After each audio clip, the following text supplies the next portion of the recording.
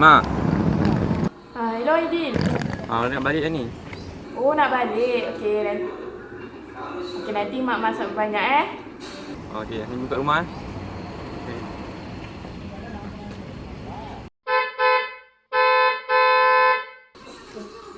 Mak, Aidil nak balik ke? Nak balik. Okey lah mak nak masak. Dia balik. Nanti kita kena kemaskan lagi. Aidil cinta dia.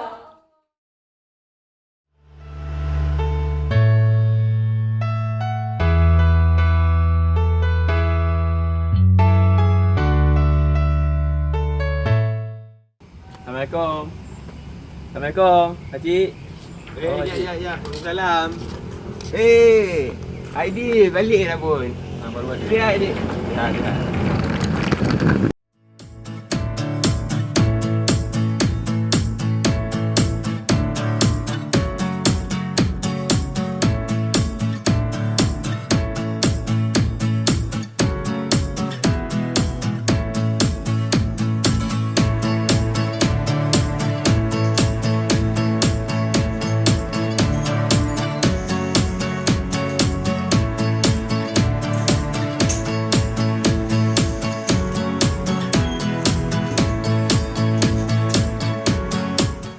Belum makan. Okey, Mak.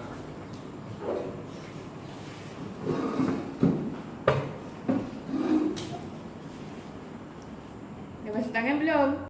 Buat pun susah basuh tangan. Makan je. Kau buat bodoh mak kau cakap apa tu. Bukan mati pun tak basuh tangan.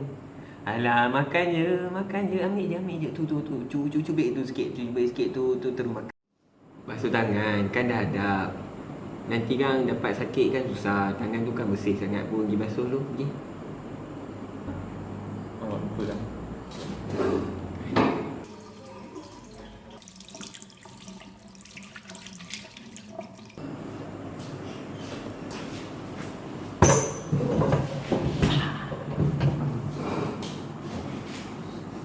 Halo, tangan dah basuh. Doa tak nak baca Apa, ke? makcik? Baca doa tu kan penting. Kalau kita tak baca doa, nanti syaitan yang teman kita makan sama sekali. Nak makan ke sisa-sisa syaitan? Itu amalan syaitan. Ni cakap hai, kacau kan. Bismillahirrahmanirrahim. Allahumma barik lana fima razaqtana wa qina azabannar. Amin.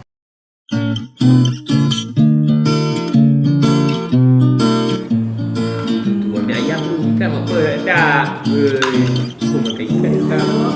Ambil makan. Hai, kacau betul lah makcik. Abang bagi kat abang. Tak payah. Kau buat betul ambil. Rosak progres.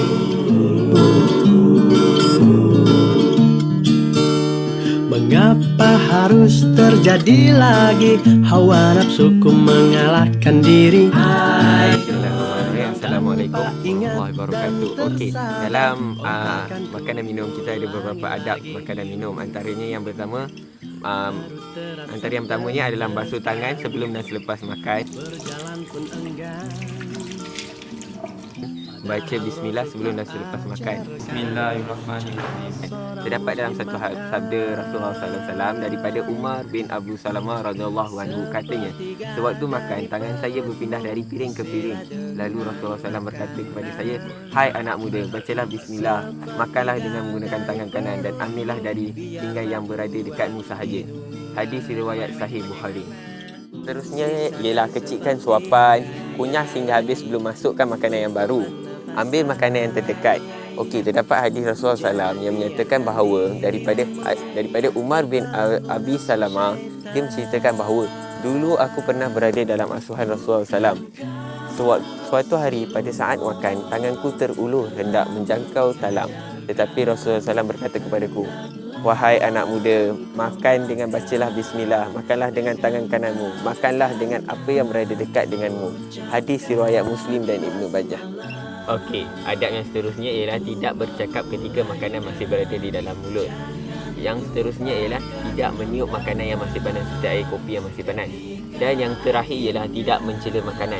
Terdapat hadis Nabi daripada Abu Hurairah radhiyallahu anhu berkata, Rasulullah sallallahu alaihi wasallam tidak pernah mencela makanan dan kalau tidak menyukainya, akan dibiarkan begitu sahaja. Hadis riwayat Sahih Bukhari. Alright, ingat secukupnya. Perut terasa tertekan, berjalan pun enggan. Padahal Rasul telah ajarkan cara seorang muslim makan.